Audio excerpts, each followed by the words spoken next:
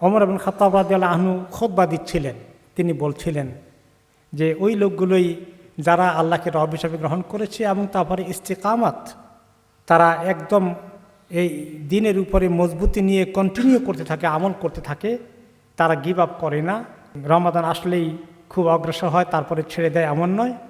তাদের জন্য অনেক সুসংবাদ দিয়েছেন আল্লাহ তাআলা কোরআনে পাকের মধ্যে।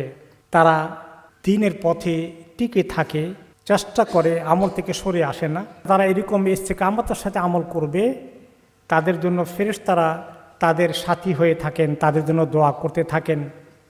ইন্তেকালের সময় লোকটা যখন একটু ঘাবড়িয়ে যায়, আমার কি উপায় হবে, তখন ফেরেশতারা তাকে সুসংবাদ দান করে যে তোমার কোনো ভয় নেই, তুমি দুশ্চিন্তাগ্রস্ত হয়েও না, বরঞ্চ তুমি জান্নাতে যাওয়ার সুসংবাদ দিয়ে আমরা তোমার কাছে এসেছি।